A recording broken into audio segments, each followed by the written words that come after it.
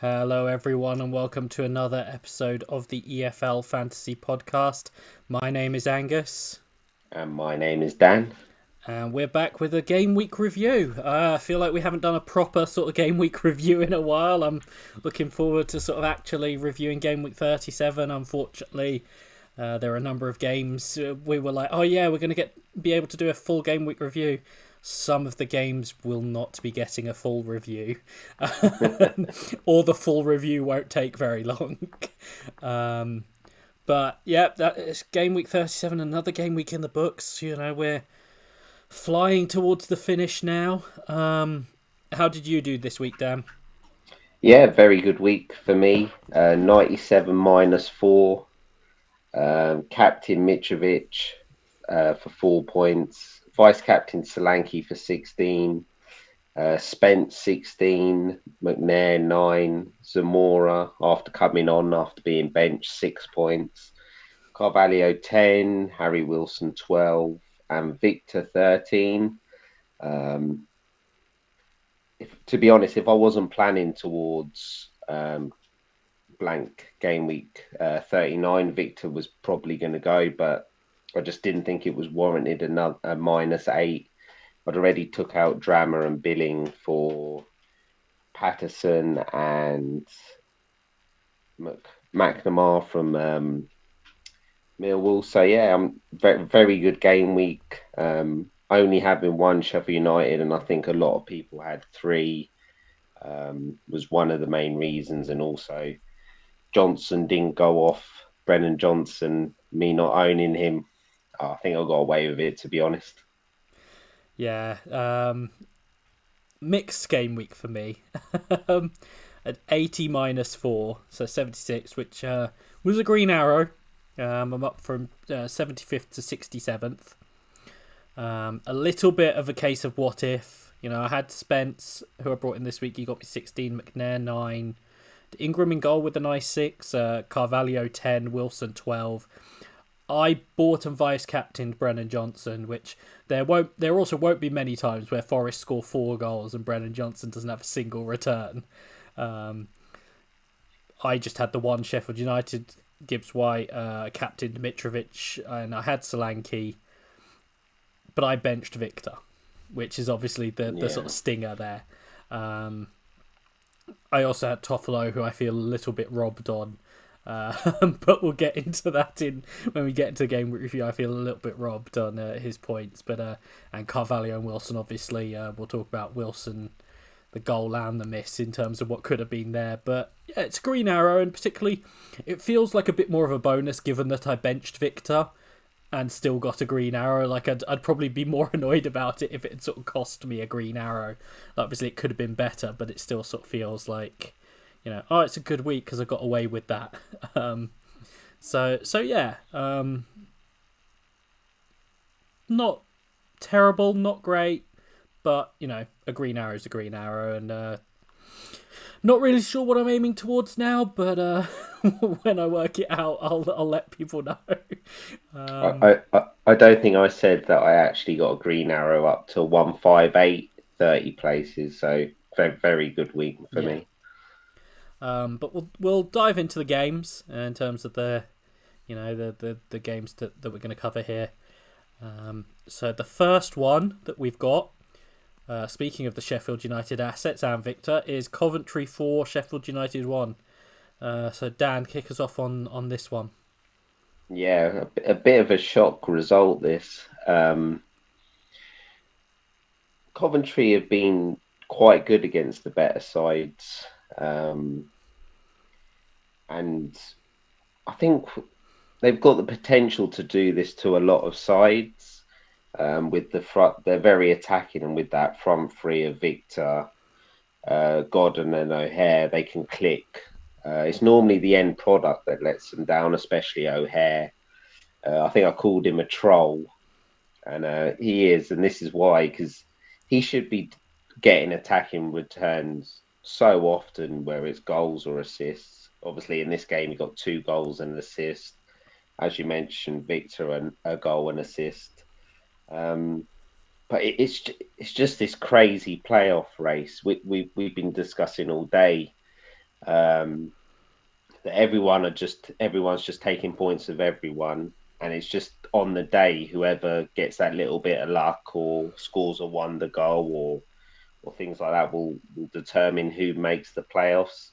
I think we reckon all the way down to probably 11th. Millwall are probably in the race at the minute. So it's just bonkers. Um, Sheffield United, I think they got a few injuries, especially in defence. They were getting done with the ball over the top. That the line was too high. Um, they were they were playing Osborne right wing backs, not ideal. Um, I think a youngster at right centre back, Gordon. They had to recall another player, so that they're struggling with numbers. So yeah, I think it might just be a day, one of those days, but they need a few of their players back. I think. Yeah, yeah. I mean, I think Fotheringham was at fault for one of the goals. Really, poor moment. I think it was O'Hare's first, but it's worth saying that Coventry scored 4, and Wes Fotheringham made 10 saves as well. For gaffer purposes, Fotheringham still scored 3 points despite conceding 4 goals because he got 3 save points. Um, it's illustrative of that, though. I was looking up the sort of XG. Don't worry, it's not going to become a purely XG show now that Jamie's gone. But I was intrigued because I was just sort of like, this felt like a massive amount of chances. I think they had something like 27 shots, 14 on target or something. And they did rack up 4 XG against Sheffield United as well. So it's kind of illustrative of like, yeah, Sheffield United were having issues and Coventry just exploited them, really. Like, part of that is just when you have 27 shots, you're going to rack up sort of those sorts of numbers. But yeah, it's Sheffield United need a few players back, and Coventry will probably go and lose in midweek after doing that. So Yeah, yeah. XG is a funny one. I like to go with big chances more because XG can, like you say, can rack up from long shots and things like that. I've just checked it. Coventry had 8 big yeah, chances, so like, it's yeah, they deserve to win this. Are you happy with your Sheffield United players going forward, Angus? yeah, I've just got Morgan Gibbs White, and that's Yes, fine. yes, so do I. Oh, A I've got lot of John Egan. people. I forgot got John Egan because I benched him. What a great benching that was. I'm annoyed about the Victor benching. At least I benched John Egan 0. Yeah, But yeah, I mean, John Egan's a funny one. I mean, we've talked about him before. You know, he's safe. He's not going to get you a lot. I mean, I know he got an assist last week, but he's not gonna get a lot. He's gonna tick over. Like, there's going to be games like this where the odd one is always going to creep in. It happens to everyone. But yeah, I mean, Blackpool next. Blackpool are a decent team, but you'd think, particularly after the wake up call of this one, that they'll sort of look to bounce back. Then they play Barnsley, who we'll talk about. Then they double. Like, I don't really like, unless they've got a bad double. I don't really want to be selling anyone that has a double in 40 at this point. they've got Stoke and QPR. Yeah, which like isn't an amazing double, but it's not a bad double either. So Yeah, yeah, it's it's not a Egan and scale. Gibbs White. That's not a problem for me. Yeah, and we were really high on Billy Sharp, and I think a lot of people brought in Billy Sharp as well, and then just typical gaffer. But yeah, O'Hare, I couldn't believe it because I've had O'Hare numerous times, and I think I got the odd assist. And I know someone, I can't remember who it was, sold him for a -4 because I said he was a troll. Yeah, um, Victor. Part of me is tempted to sell him just because I'm annoyed at benching him, but I don't think I will. And then more, I'm Just like, keep him more. I'm happy enough there to bench him and start him as and when. Like, it's not a problem, but um, yeah, I wouldn't necessarily be piling into the Coventry assets if you don't have them now, but they're perfectly fine to have. Your Victors, your even O'Hare, but like your Matsons, your I know people have gone into the centre backs, not just McFadzean, but people like Clark Salter, I think, as well, who are perfectly fine to have as well. I think they're a team where it's perfectly fine to have their assets in there. So yeah, I don't think people will be looking to move on too much from those. But we'll move on to the Friday night game, which is West Brom 2, Huddersfield 2. I'll start on this one. Huddersfield. I mean, there's just so many different things you can say about this game. Huddersfield went 2-0 up, largely thanks to Sam Johnston. I've seen the first goal. I don't know how many times now, and it still makes me laugh watching it. For people like that's it really is that whole that's why strikers like chase down goalkeepers, because there's going to be that one time where you like Danny Ward, where you charge it down and it goes into the goal. And then the second goal, O'Brien sort of playing on the left-hand side in this one, getting forward. It's a relatively simple shot. Like Johnston needs to do better there, and he spills it out straight to Ward, who gets his second. And I said I felt a bit robbed on Toffolo's points. We might as well talk about it now. It was one of the worst decisions of the weekend. I mean, there were a number of them this weekend. But And do you know what the funny thing is? That's not even the worst decision. Oh, no. Weekend. We'll get on to the worst decision. But the penalty to West Brom for a high foot by Sorba Thomas.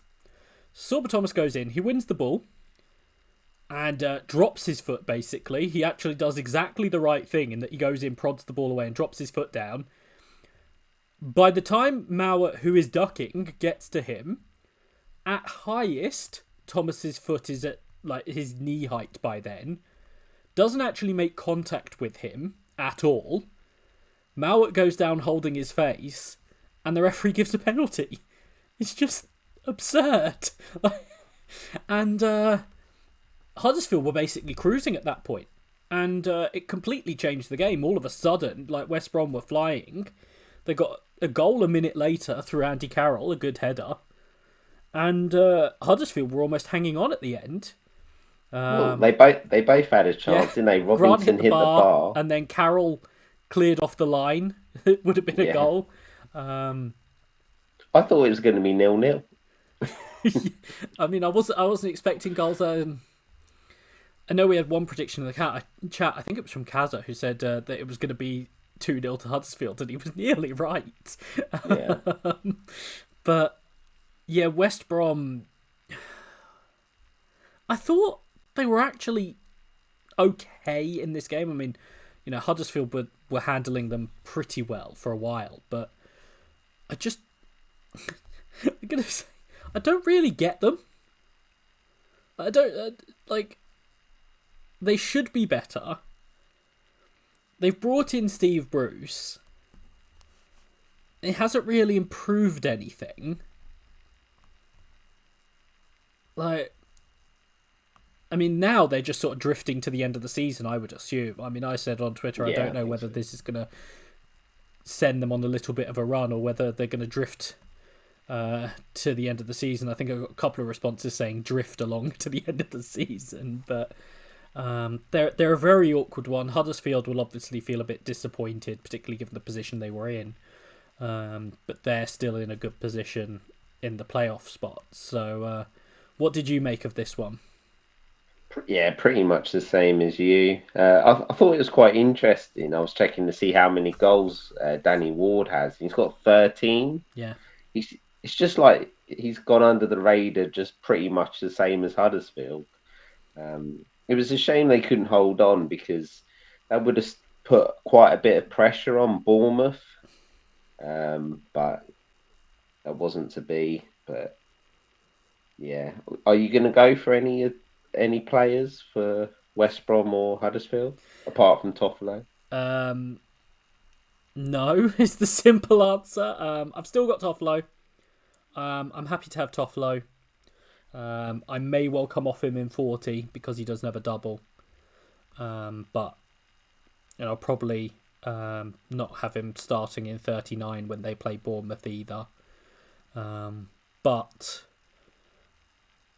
I'm not looking to bring in West Brom. I feel better with no West Brom players in my team. And yeah, I don't like. I mean, I know Townsend does well and everything, but like, it's almost, I look at it now, I don't know where I'd go in their team. There's so many, even defenders. There's so many I want ahead of Townsend that I just don't see it with West Brom at the moment. If people have Townsend, I think he's a perfectly fine hold, but I'm certainly not rushing to go back there. What about you?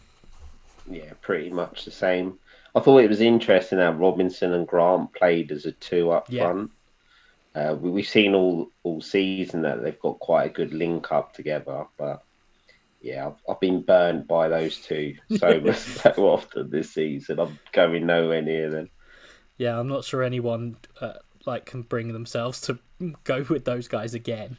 Like you say, quite a few have been burned. But the next game we've got, obviously, slightly disappointing one for me. Well, half disappointing, half very good, given that I bought 2 players from this team. Forest 4, Reading 0. Dan, why don't you kick us off from Forest Reading? So, Ince has just done the team talk before you go out. Right, lads, keep it tight first 10. Now, whether they thought it was 10 seconds, I'm not sure, because they scored 17 seconds in. Davis assists Spence. But yeah, 2 goals for Davis, 2 assists by Spence. Look, if you've got Johnson, very unlucky. As we said yesterday, and you said today, another day Johnson's on double figures, and that vice captain or captain looks really good. We've talked about Forest enough. They're going to be close to that playoffs. Will the FA Cup slow them down? I'm not sure. Um, Obviously, they've got the blank in 39, so it puts a few people in tricky positions. I think you are, as an underhaul, were right to get Spence and Johnson back in. I had Spence just because I sold 2 others before him. So yeah, Forest. I think Johnson's a good option. Well, probably one of the best players in the game at the price. Spence is good. Even Davis, I think, is an interesting option. Although not sure if they've got too many kind fixtures. Reading's probably one of the best you can get, and you might have missed the points. Going on Reading though, no Swift, Zhao on the bench. It's just one player of the month. I don't know how he won player of the month, but they bench him. Ince starts his son. They did have Dan and Morrison as centre backs, which I think in the long term could be pretty decent. But yeah, look, this is bad for Reading, and the fact that they got hammered means that their goal difference is now worse than Barnsley's. Um, so yeah, Reading are definitely a team to target, and Forest are probably don't bring any players in with blank game week 39, but yeah, definitely players on the short list. Yeah, I mean, you've outed my strategy now. Yes, I've decided my final boost is I'm going to underhaul in 39. I looked at it, I had sort of 6 players blanking that week. I had decided that I was really unhappy with the fact that I'd sold Brennan Johnson for game week 36. I wanted him back. I wanted Spence in. I've actually sold 2 players who blank in 39 to buy 2 players who blank in 39. But I was just looking at it and I was like, no, it makes my life so much easier and just makes me feel so much better to not have to make my moves based on 39. So I'm going to be underhauling that week, which means I went with Spence and Johnson this week. I put the vice captain on Johnson. I feel sort of a little bit, unfortunate there. But then I look at Spence's points and it makes me feel much better. Like you say, Keenan Davis another decent option. Steve Cook picked up an injury, which obviously might be big for them. So it'd be interesting to see how long he's out, and what they do as a consequence of that. They do have a couple of different options that they could go with, but obviously he could be a big loss for them. Like you say, the instant sort of goal. I mean, it's a good pass from Joe Worrell as well. We're talking about the opening goals. It was a very good pass from Joe Worrell to set Spencer way down the right. But, he's got a significant gap to thread it through there so early. It's just like, yeah. But yeah, Forest, I think, it's unfortunate they've got the blank. People who are on something like an underhaul 39 strategy like me can obviously still be looking at them. If not, I think you will be looking to get them in game week 40. The likes of Johnson, the likes of Spence. If you can get away with benching them in 39, then great. Otherwise, you will be looking to get them in as soon as possible. They got Blackpool and Coventry 40. Yeah. Yeah. Reading are terrible. Like they if they stay up, it will be because 3 teams below them are worse. I feel bad. I've come across some very nice Reading fans on Twitter, but they really don't seem up to much at the moment. I saw that it had reached the point. I'll shout out Ben Waite, who I think had gone to watch Reading at the weekend in this game, had gone as one of the away fans. And apparently before the game, they were celebrating Fulham's equaliser while waiting for the game, which shows where things are for them at this point as well, that they were sort of celebrating Fulham's equaliser against Barnsley. Well, they're actually quite lucky. Not so much the Fulham goal, but the Stoke goal the other week. Otherwise, they'd be right in it, but Barnsley.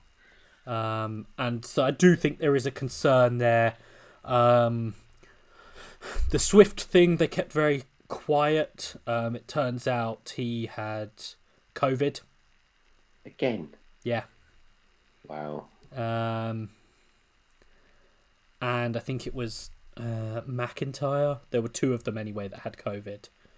And they're not sure. They're not even sure whether they'll be back for midweek either. Because I think it was late on in the week. But yeah, the Joao being benched, it's not great. Like beyond the conceding early as well. Like conceding early changes the course of the game, but there wasn't much of a fight. It didn't feel like I've only sort of seen the highlights, but it didn't strike me that there was a lot of a fight put up. Which you would expect. You would have expected that sort of reaction, of Paul Ince to be able to get that sort of reaction with the players. We had tactical questions, but you thought, okay, he's at least going to get them to sort of like fight and whatever. Maybe the highlights were a little bit misleading, but yeah, I'd be worried about them if because Barnsley do look better at the moment. If Barnsley start to pick up a few points, I'd be a bit worried if I were them. I'm not going to ask whether you're looking at anyone for Reading in the gaffer. No. You have 1, 2 Forest. I have Spence. And is your plan just to sort of bench him in 39 or? Yeah, yeah. It's between him or McNair. One of them will get benched, and one will get sold. So we'll move on to our next game, which is Peterborough 2, Stoke 2. I think this was supposed to be moved down, but I'll leave it here because I'm sure Jamie would rather that we didn't discuss this game at all. But we were talking about it beforehand, and we were half joking, half serious saying that like Peterborough could get something out of this game. And we talked about Barnsley and against Stoke conceding a sort of late equaliser. I mean, Peterborough, they got one against Stoke this time, but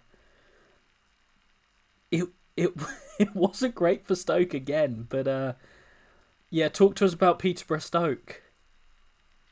Well, I don't have too much to say about it because I just don't think there's any options apart from maybe Stoke with Baker, with him just, he's quite cheap and he's on pens and everything. Clark Harris got 2 goals. I think they're sort of lining up a bit better, Yeah. but they look a bit more balanced in there, but they're still conceding goals, aren't they? And I don't know. Just not convinced with Peterborough anymore. And Stoke have won 1 in 11. So Yeah, I mean, with Stoke, I think it's sort of like, unless you're on Baker, like, I mean, you could maybe make an argument for Jacob Brown at this point. Jacob Brown is still doing well. Despite the team being bad, Jacob Brown is still managing to do well. Jacob Brown is the only one like not on the beach at this point. Special mention for Ben Wilmot giving away a just ridiculous penalty. he should never have cut his hair. That's where the season's it's gone all downhill, gone downhill from. since he cut his hair. But yeah, I mean, we've talked about it before with the changing to the back three, and it's still not working, and or changing back to the back three, and it's still not working, and yeah, I think the one thing I will say, obviously, with the outcome of the game is there was a pretty decent shout for Stoke to have a penalty to win the game for a challenge on Josh Maja that wasn't given. I thought it was very clumsy, and I think it looked even real time. It looked even more of a penalty than it was. I can sort of see why the ref hasn't given it, but I think Peterborough can consider themselves a little bit fortunate there. That's 2 draws in a row. They're still conceding goals, they're still conceding chances, they're still riding their luck. But I guess just mention Clark Harris, like he's getting he's getting a couple goals now. But there's no options there, Vegas. No, I mean, Bender's got injured now, so even that improvement in goal is gone as well. So yeah, it's not looking great for them. The next one is Barnsley 1, Fulham 1. You can talk about this one, Angus. So we said that the Sorba Thomas penalty wasn't the worst penalty decision of the weekend. That's because that honour goes to this game. The penalty given to Carlton Morris in the first half of this game. I guess the starting point is Carlton Morris dispossesses Tosin. They're having a pull at each other and everything. But he pulls his shirt to the extent that the sponsor's logo in the middle of his shirt is on his shoulder. And the referee's like, no, that's fine. Carlton Morris is getting away from him. Tosin has another pull at him. If you want to give a free kick there, sure. Carlton Morris goes into the box and falls over. Like, it looks like he slips over. He steps past the ball, slips over, maybe trips over the ball. And the referee stops. Seems to take an age, like thinking, like, you're sort of like, oh, okay. And then he gives the penalty. And I can't tell what he's given the penalty for. Like, I'm not sure what he's saying Tosin did even. Like, it's an incredible decision. And then, Carlton Morris dispatched the penalty very well. Like, in fairness to him, I think he's another one that has done well recently. Got a few goals, sort of picking things up. And then, they nearly went in at halftime 2-0 up if Tim Ream hadn't had a sliding clearance off the line. Fulham kept coming at them. They did have chances in that first half. Nothing necessarily... a couple of things clear-cut. Carvalho went close. I think they hit the woodwork. But they kept going, and then, it just had that one moment of quality from Harry Wilson. We all know he can produce it. Good pass out to him, just sort of quite crisp pass out to him by Carvalho. Gets it out of his feet and just bends it into the far corner, out of the reach of the keeper. It's no less than Fulham deserved, but it's just that sort of moment of quality he can produce. But we also can't analyse his performance without talking about the fact that he also managed to head wide after that from about 3 yards out, in front of an open goal after Carvalho found him. So they'll feel a bit aggrieved because the goal comes when it's not a penalty, and then also having that chance to win the game. But it feels a little bit like results are irrelevant for Fulham at the moment. They're gonna go up. Yeah. It's sort of like it's almost just a matter of when they confirm automatic promotion rather than if. It's another point on the board for Barnsley, which is probably more pertinent here. They are only 4 points behind Reading now. And better goal difference. Yeah, and they have been improving recently. I know we've talked about them before, but the additions of Bassi and Keena has been vital for them. And also Morris, just him coming back from injury, Yeah, it's just his ability to hold the ball up. Like when we played them at Luton, he caused our defence quite a lot of trouble, more than a lot of, probably even more than Mitrovic and players like that, which is quite surprising. But yeah, but I think the key for them is the added creativity. Like even with that, yeah, the creativity and the ability, just the extra sort of creative ability. Like there were guys who were trying things before, but the actual ability to execute of Bassi and Keena has just sort of given them a boost. And whether it's too little, too late, it remains to be seen. But they are a bit more interesting. Yeah, I bought Bassi for the double, and he got double digits across the doubles. But I think there are worse ways to go. I mean, they don't have the double in 40, and they're still one of the bottom end teams, but I don't feel they're quite as targetable. Although I would still sort of back players against them. yeah, they have got. You'd probably say two out of the three though are quite winnable. They've got Bristol City can turn up and beat Barnsley 2 or 3-0, but they could also get hammered. And the big match, probably the biggest match in game week 40, Reading. It's perfect that they have to play each other. Like it's just so Yeah, perfect. yeah, we can just avoid them. It's brilliant. But yeah, and then Fulham, it's the same old, same old. I mean, I think that the real debate at this point is people are looking to have Wilson and Mitrovic, and then it's do you have Carvalho, Cabano, or Nico Williams? I'm on Carvalho at the moment. My plan is to get to Nico Williams. Yeah, I think I'm thinking the same thing. Carvalho probably goes this week for me. They got West Brom, then the blank, and then swap it around for game week 40 for Nico Williams to come in, I think. Yeah, and that's not to say that Carvalho is a bad asset to own, because he's not. I mean, No, again at the weekend he's got 10 points, and it could have been even more. He went close with a couple of shots. He should have had the second assist.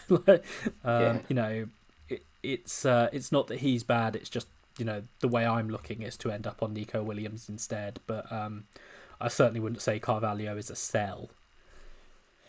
The one who might be is Cabano, even though he was an injury issue, because it's clear that him and Bobby De Cordova-Reid are going to rotate that spot now. That's become clearer, so he's the one who might be a sell. But the next game we've got is I've got written down is today's game, Luton against QPR. So Dan, you were there. You can lead us off with this one. yeah. So big team news for Luton. Naismith did start. Not convinced he's 100% because he wasn't taking a lot of like corners or anything like that. And Jerome started up front instead of Cornick. QPR, that their lineup was quite defensive. I was pretty surprised. Chair was basically playing up front with Gray, Willock was on the bench, so was Austin. Dyke's not back from injury yet. They had a midfield three of Fields, Johansson, and Hendrick. Um, yeah, I was quite surprised with that lineup. I thought Luton in the first half were pretty dominant, to be honest. Scored a goal. There's so many decisions during this game where the 50-50 calls, or the ref got it wrong, or could have got it wrong. But I think we deserve to be 1-0 up at half time. Second half probably should have gone 2-0 up. Campbell missed a decent chance. And then Naismith gives away a penalty where, to be honest, I didn't think QPR were causing us any problems at all. I think it was a penalty. Yeah. You can't lunge in. I know there's people say, well, Gray left his foot in and things like that. But it's a penalty for me. Good finish penalty from Gray. Obviously, he was at Luton years ago, and I remember him numerous times missing the target for penalties, but somehow he manages probably his best penalty I've ever seen against us. And then from then they brought on Willock, brought on Austin, went a bit more attacking. I still don't think they were causing too many problems, and then it was just a ball into the box and they flick it on, and you could argue it's offside or a foul on the goalie, it doesn't get given, and they win the game. So to be honest, I can't believe we lost it. Probably a draw was a fair result, but it's just one of these games in between the teams in the playoffs that can go either way, and just went QPR's way. So yeah, but some of the decisions in this match, like how Chair wasn't sent off, I'll never know. That's a red card all day long. Yeah. My favourite part was Yes. when Please talk about this one.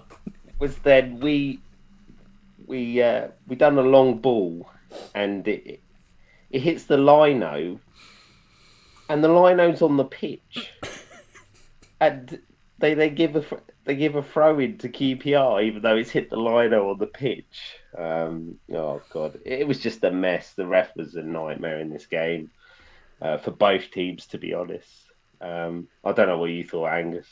Yeah, I mean, I think that central point of, like, it felt like a draw was probably a fair outcome. Yeah. By the end,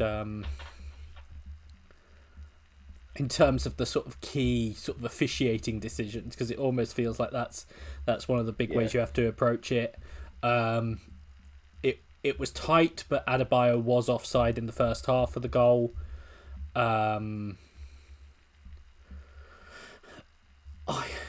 think it was probably handball on the Luton goal, but I don't know what is and isn't handball anymore. So I think it is that rule that, like we mentioned earlier on, how Middlesbrough scored against United, that because he didn't mean to handball it, but yeah, to be honest, that could have been given either way. But yeah, I just don't a know. penalty's a penalty.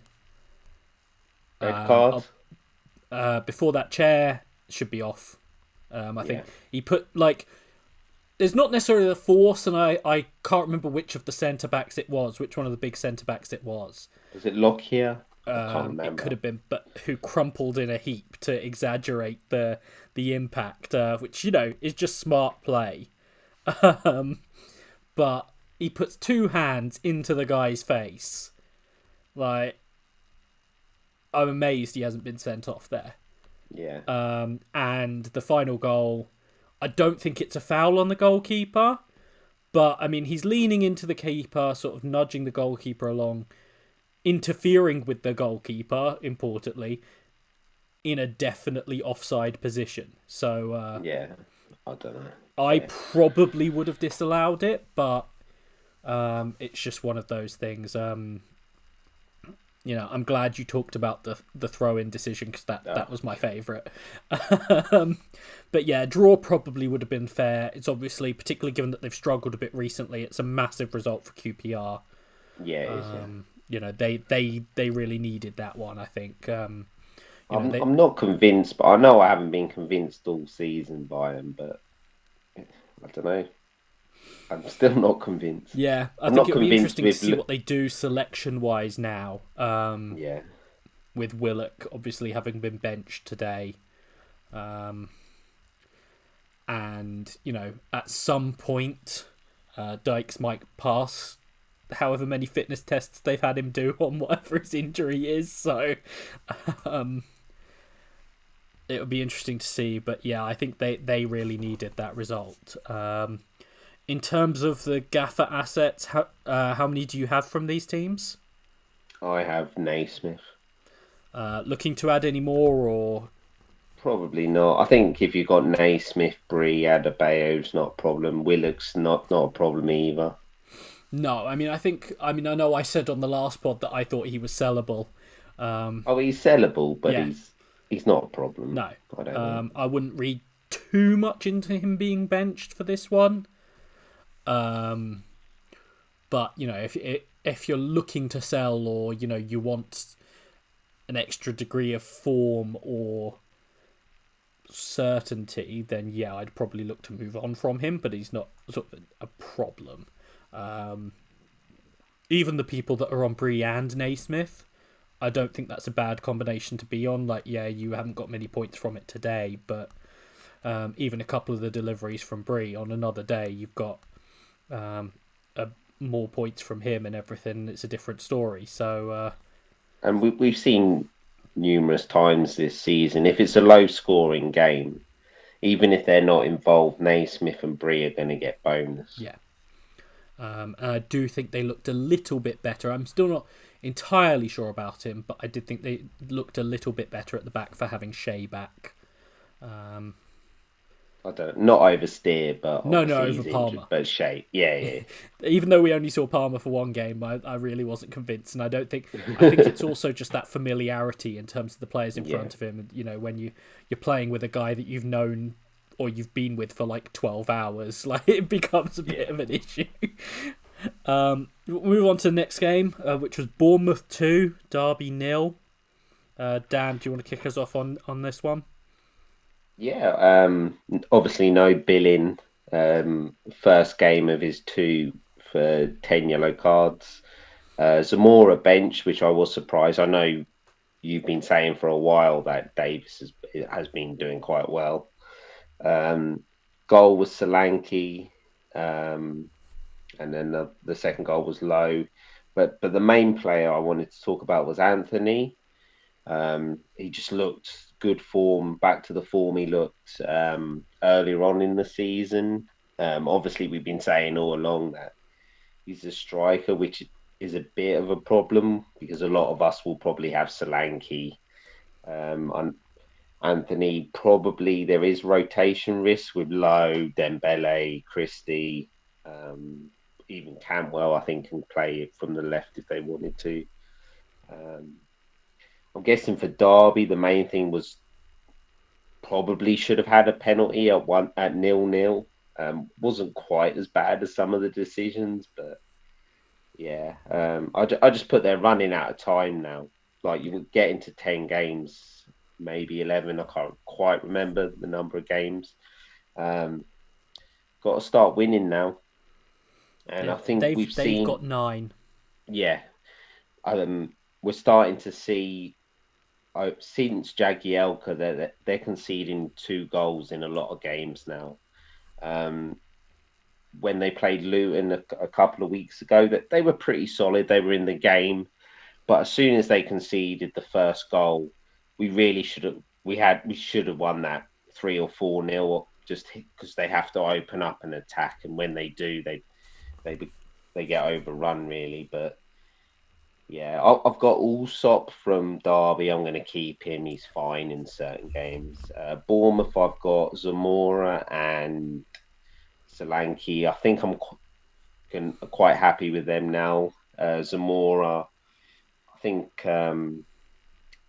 he went off, didn't he? Davis Yeah. injured. So I think Zamora's fine now again. Yeah, I mean, I think Zamora was essentially a tactical slash performance drop. Yeah.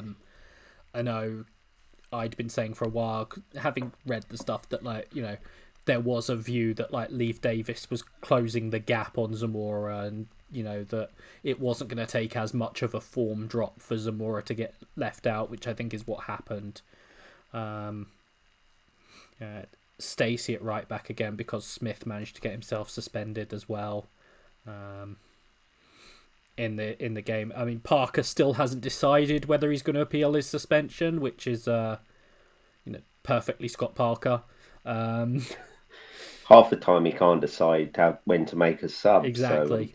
So Smith will also be suspended for the game in midweek. He missed the one last, in the midweek just gone. This one and the next one. He got a 3-game ban for grabbing the fourth official when they were complaining about the foul on the goal they conceded. Just of all the things to get suspended for. Zamora, I think, will probably be sort of back in the team now. Like you say, I really like Jayden Anthony. I think he's looking back in some good form. And Bournemouth, they did well in this one. I think that's the main. They did what they needed to do. They got the job done. They've been put under a bit of pressure, particularly by Huddersfield. I mean, I know they dropped points against West Brom, but Huddersfield have still put pressure on them. And I think it was important after a couple of really disappointing results to get back on the right track, just get a win on the board, and get moving in the right direction again. You've got the midweek, you've got Bournemouth against Reading, where you think Bournemouth win. And then you've got the big game, Bournemouth-Huddersfield in 39. Yeah. So that's must win for Huddersfield, where you think Bournemouth can probably draw it and it'll be okay. Yeah. So it'd be interesting to see. But I think, your Bournemouth attackers in particular, you play this midweek against Reading, and, we'll probably touch on it briefly later, but I think Solanke is also a good captaincy pick for this week as well. Yeah. Next game, I think we'll be able to get through these quite quickly. The next game we've got is Blackpool 1, Swansea 0. Another good win for Blackpool. Gary Medine goal. Interesting defending from Swansea on that set piece. But yeah, I mean, I'm not sure what else to say about this, really. I mean, Blackpool got the job done. They were probably sort of marginally the better. Yeah, I think with Blackpool, it's just both. If you want to go for bowler, and for Swansea, I liked the lineup they put up. I thought it was quite attacking. Yeah. They had Piero, Patterson. I brought in Patterson this week. I think they got the odd game, which is decent. I think he'll get the odd goal and assist. Christie, we've seen Christie numerous times that he can get goals and assists. He nearly scored right at the end in this game.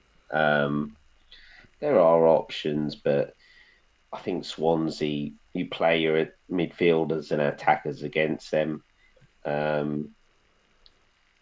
Blackpool's a tricky one. That they sort of gone under the radar. I don't think they're really a target, but I'm never not playing a player against Blackpool either. So yeah, I think that's fair. Swansea, they've got a couple of good games coming up. If you've got someone like a Christie or a Patterson or a Piero, you're certainly not concerned.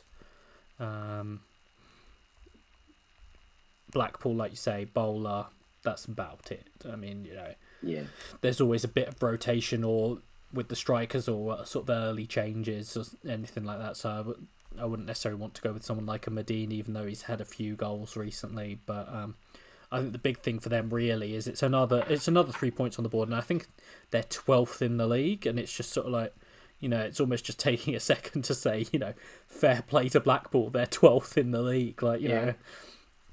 The team that comes up through the playoffs is always at a bit of a disadvantage, A, because, they're theoretically the worst team coming up, and B, because they have the least time to prepare for it. And they've done a great job this season, so just sort of acknowledging that as well. But we'll move on to the next game, which was Blackburn 0, Bristol City 1. I guess this is sort of as much as we like it, this is where sort of sentimentality can bite you a little bit. In that Blackburn obviously had the penalty, and they gave it to Bradley Dack, who'd not long come off the bench. Bradley Dack, who actually has quite a poor penalty record. And I totally understand why they gave it to him and everything, but he doesn't score, and then you concede, right at the end to Andy Vyman. No one is believing Joe Williams if he tries to claim that was a pass. That's just one of the worst executed shots I've seen in a while that turned into an assist. But Blackburn, they're really stuttering now. They're sort of hanging on to a playoff place. They need to... I think, to be honest with them, I think they just need to get a win. I know they got the win against QPR a couple of weeks ago, but they just need to, have a win or two where it goes in off someone's arse or something. Because they weren't even bad in this one. But. I think the problem is with Blackburn. They had that really hard run over Christmas, and we mentioned it. They played Bristol City, who, let's be honest, a lot of teams are scoring 2 or 3 goals against Bristol City. The next game they've got Derby and Reading. If you should be getting 4 points from Derby and Reading minimum. Yeah. There's no excuses from those 2 games now. Dak being back is good, but is he going to be back this season properly? Probably not. It's a shame because I think we haven't had a proper season with Bradley Dak as an option, because it'll be interesting next season if they stay down. He really is a good player if obviously the 2 injuries haven't affected him as bad. But yeah, Bristol City. The interesting thing was they played Vyman at right wing back, which I can't believe, but just your top goal scorer. Yeah, go and play right wing back. I bet he was very happy with that. And I think that was their first away win since October for Bristol City. So just another one of those stats. But Bristol City are probably the weirdest team in the league. But yeah. I've got not much to say about this.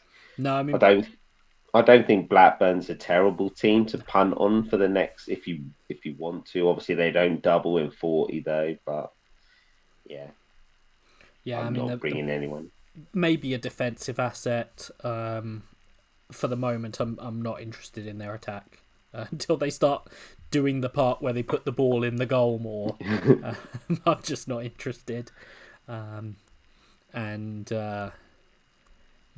next couple of game weeks they won't have Brereton Diaz either. We'll see what happens with their negotiations, trying to not let him go away with Chile, but we'll see what happens there. Well, I think if he's not played the games, then he doesn't have to go. So, well, I think Chile are trying to insist that he goes and is assessed by their medical staff, which is their right. So yeah, I know. Blackburn have to release him if they call him up. So we'll see. Next one we've got is Millwall 0, Middlesbrough 0.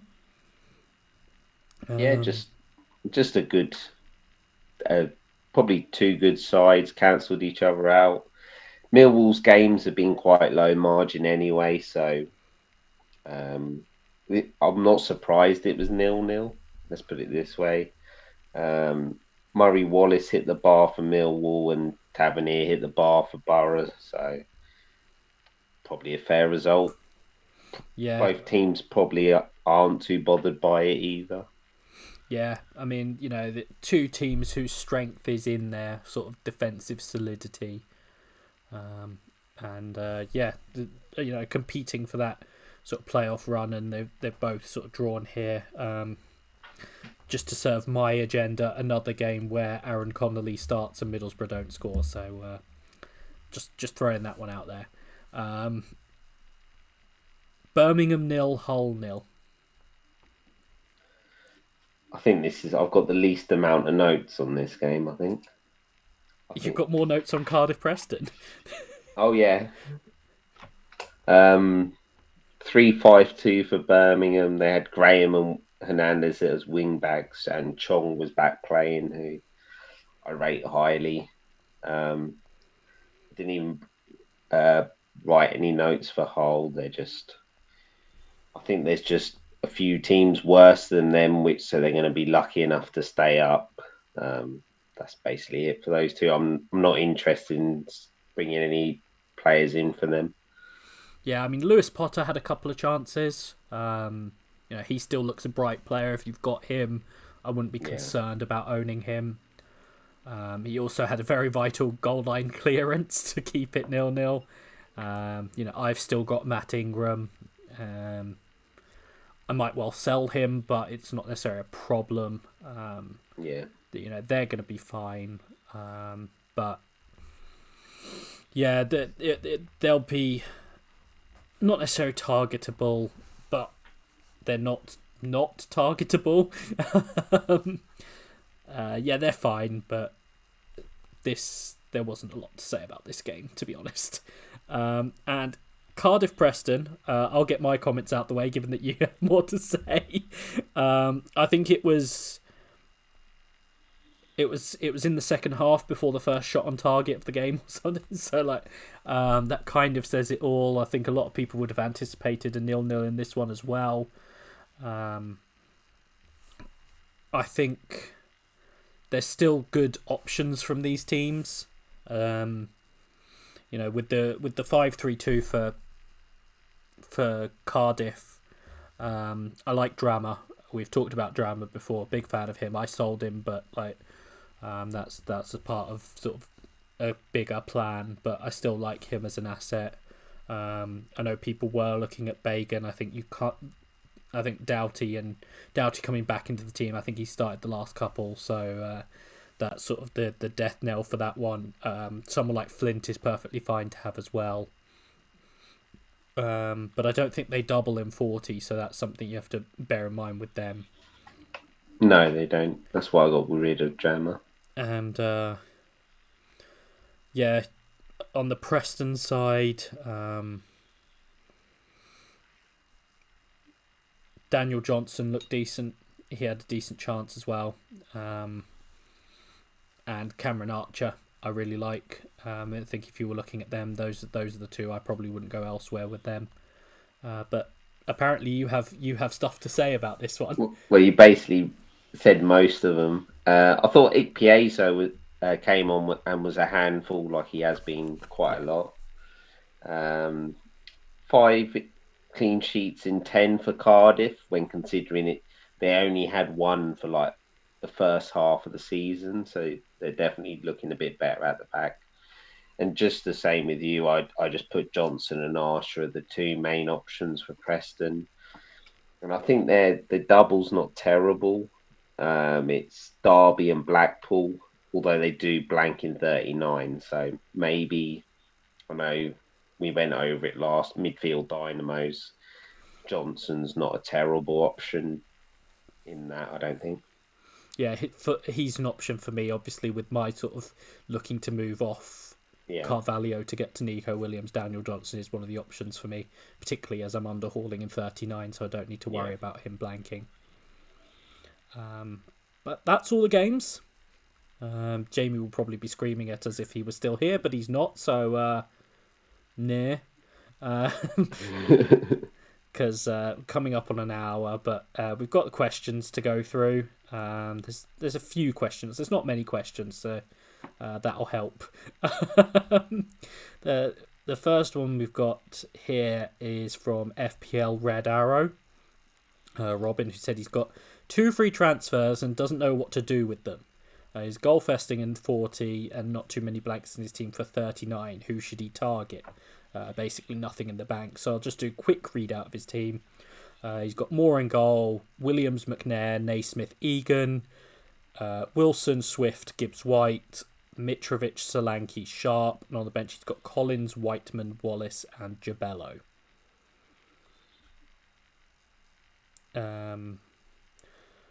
So, any thoughts there, Dan, on moves that jump out to you? Yeah, it's tricky, isn't it? Maybe get rid of Wallace. McCallum's back now, isn't he? So Yeah, I think that would be one of them I'd look to. Not sure who for, but I think he would be the option. Not convinced with Swift, although his games in 40, are I nice think they're games. okay. Yeah. Yeah, but it's Reading. Um, I don't think there's too much else wrong with your team, to be honest. No, maybe a tweak at the goalkeeper position. Um, maybe come off Collins. But that's about it, really. And that's just sort of like if you don't want to burn a transfer, and maybe you can, particularly given that you're tight on budget, you can downgrade Collins and gain yourself a little bit more flexibility there. Yeah, So that's the other sort of suggestion for me. FPL Commander asks, is it time to sell Willock as he's been disappointing? With the doubles in game week 40 coming up, who should I replace him with? And he added a bit of context. He has already Carvalho, Christie, Gibbs White, and Buckley, and 4.4 in the bank. So would you be selling Willock? I think I'd be tempted. It's not essential though because of the fixtures we said. Um, Although it's Fulham and Sheffield United, so yeah, I think I'd be selling. 4.4. Did he say? Yeah. Can he get to Wallace Well, I'm just looking at it. He doesn't have Harry Wilson. or Harry Wilson? Yeah, I'm not sure if 4.4 gets you to Harry Wilson. Um, Let me just double check. Willock is at 6.6, so you could get to Harry Wilson. So that's the obvious one that jumps out. You could also get to Jed Wallace. yeah. And maybe if you want to sort of maintain a bit more of your flexibility, depending on what your sort of game week 39 situation is, we have talked about someone like Daniel Johnson as well, who I think could be a good option in 40. Particularly if you're looking at the doubles in 40, I think he's got a good one. So yeah, I'd look at Harry Wilson, Jed Wallace, or Daniel Johnson, depending on which way you want to go with it. Petri Annanen has asked, do you think the mainstream might go in game week 40 with midfield generals because they've already used Jeepers Keepers in 32 and Goalfest in 36? Or will they choose some other boost? And he says you need to know your enemy, which I appreciate the spirit of that question. So do you think that midfield generals will be the sort of boost of choice in game week 40? Yeah. Is it Dynamos or Daniels? I can't remember. There's two of them. I don't think really. Whichever I know one, which one the you mean. midfielders Yeah, boost, the yeah. times two midfielders boost. Yeah. I think players are going to go two ways now. I think you're going to have a lot of people go the underhaul route, and I think the other lot will go midfield generals. I think midfield dynamos. I think there could be more of a split than what there would with there being with the teams that blank in 39. Yeah, I think generally speaking, a lot of the people will play the one they didn't in game week 36. So I think there was a bit there were quite a few people that played midfield dynamos in game week 36. I think they'll play Goalfest in game week 40. And I think those that played Goalfest, particularly if they've already played Jeepers Keepers, will probably play midfield dynamos in 40. So yeah, I think it's sort of that split in terms of it almost depends which one people played in 36. I think underhaul is more popular now though than what it would have been. Yeah, and I think a few will overhaul as well. I've seen a few people Yeah, talking about overhaul as well, either this week or even in 39. yeah. We've got one from FPL Full of Ham, who says the top three strikers outside of Mitrovic and Solanke. Yeah, this is hard, isn't it? Because normally you rotate the third this season. I still think Sharp is probably the best option out there. Um, I don't hate Adebayo. Um, I think we've mentioned before Piero as well. Their fixtures are pretty good. Um, it's just, I don't see too many others. Uh, Victor's not terrible. I don't know what you think, Angus. So in terms of three of them, I've decided I'm not going to say Billy Sharp. I'm going to do the textbook and overreact to Sheffield United's result. I'm going to say Victor. I think he's still ticking over and he's just had the big return. So I'm going to say Piero because I like their fixtures and I think he's a decent option. And I'm going to say Cameron Archer. Yeah, If you can sort of bear sort of the blank in 39, if you can sort of deal with that and have the team to deal with that, I like him. With an honourable mention for Keenan Davis. And Owen Walsh. I'm not sure whether this is an advantage or not. He's asked for a chip strategy for anyone with all three left. Cheers, lads. do you know what? I've got a bit of strategy. Use some boost. I'm sure he had them all left last time as well. I think he just forgets to play. Yeah, I mean, you probably missed a couple of opportunities there. I'm just trying to think what I would even advise. Overhaul Well, 39, Goalfest 40, Jeepers Keepers 44. I think so. Or I think depending I'd on definitely overhaul. depending on your team, you might be able to underhaul in 39 if you're already well set for 40. Yeah, But I'd probably Goalfest in 40 in that case. I'd maybe look to overhaul into just a team full of doublers. And then I'd probably Jeepers Keepers in 44 where you've got a few teams doubling there and you can potentially get a decent Jeepers Keepers there. So I'd look at that. Just bear with me one moment. I have to switch Twitter accounts because I know I had a question. Yeah, peek behind the curtain. I am the person behind the pod Twitter account now. You know all the secrets now. Aaron Hughes asked, "Is it better to get rid of Swift or Willock for the rest of the season?" I don't know. Swift has trolled me pretty much since day one.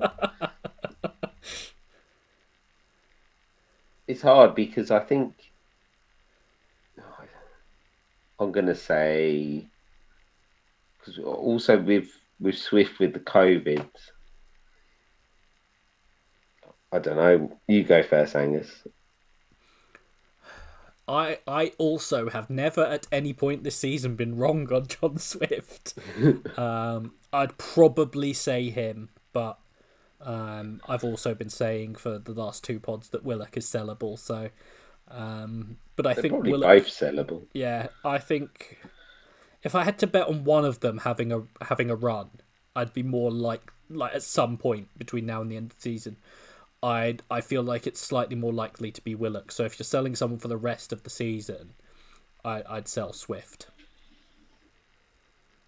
But you could easily have both and easily sell both. So it's a Yeah. tough one. But yeah. So we'll round off with the sort of predictions. I don't think we sort of have anything else to cover. So yeah, we'll go into the game. So they're split over Tuesday and Wednesday. So we'll start with Blackburn against Derby. I'm going Blackburn, and I'm going to go for Dolan. I'm going Blackburn, and I'm going to go with Cadra. And Bournemouth Reading. I think it will, for that game. I reckon it'll be like 1-0 Blackburn. Yeah. Like they're just Like going I'm to not. grind one. Yeah, and it wouldn't surprise me if it was like a draw either. Yeah. Bournemouth. Going to go Solanke. Yeah, I This think. could be. This should be a hammering, but it's Scott Parker, so it'll probably like 2-1. But Yeah, I think I'm not going to try and be too clever with this one. I'm going to say Bournemouth and Solanke. Barnsley, Bristol City. Barnsley, and I'm going to go Bassey. I'm going to say a draw. And I'm going to say Morris. Birmingham against Middlesbrough. Draw, and I'm going to go McNair. I'm going to say Middlesbrough and Tavernier. I think he's due one. So West Brom, Fulham. West Brom. Grant. I couldn't possibly tip West Brom to win a game, although it wouldn't shock me if they did. I'm going to say a draw. Yeah, it wouldn't surprise me. And I'm going to say Harry Wilson. On the Wednesday now, Forest against QPR. Forest. Spence. I'm going to say Forest and Brennan Johnson. Blackpool, Sheffield United. I'm going to say Sheffield United, and I reckon it'll be just. I'm going to go Billy Sharp. I'm going to say it's a draw. And Ekpiteta. Go back to one of my favourites.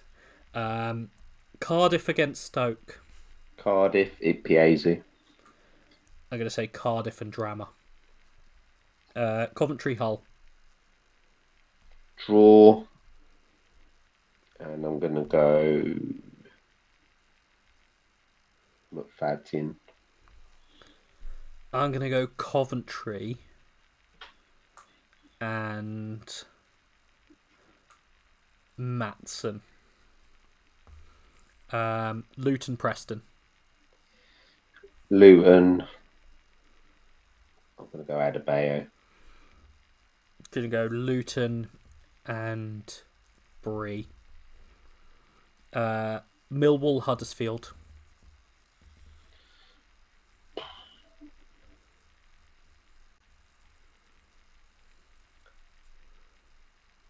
Millwall.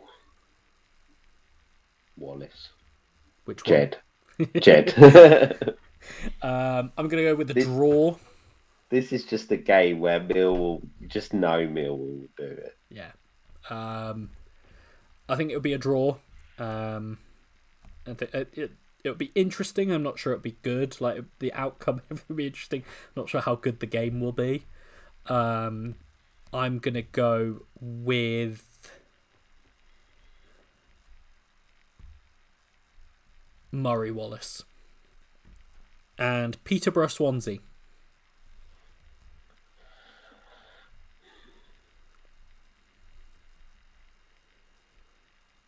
Swansea. And I'm going to go Christie. I'm going to go Swansea and Patterson. All good. He's in my team. So that's our predictions. Putting you on the spot, Dan. Best captaincy picks for this week? Solanke. Yeah, I think it's a no-brainer. Yeah, I think it's tough for us to, particularly given how much we criticised Reading, it's tough to say anyone else. Yeah, I think it's. Are you going to put like the vice on Mitrovic against West Brom? Possibly. Yeah, I haven't decided. This might be a week to go against, although I'm still not entirely convinced by West Brom, but this might be a week to go against. which would be interesting. It would make life a little bit more interesting. Yeah. Do you know what might be interesting is I know it's hard to back against Bournemouth against Reading, but because he's so highly owned, Mitrovic, it might be worth. I think this happened earlier on in the season where lots of people vice captained or didn't against West Brom, and I think he got a hat trick, didn't he, against him? I know we returned big in a game where a lot of people Yeah, went against. I think I was one of those people, and yeah, it wasn't fun. no, it wasn't. No, You know you're taking a big risk whenever you don't, but yeah, it's an interesting one. It's a potential one for people who are looking to go against. I think it's not the worst one this week. But yeah, that's everything.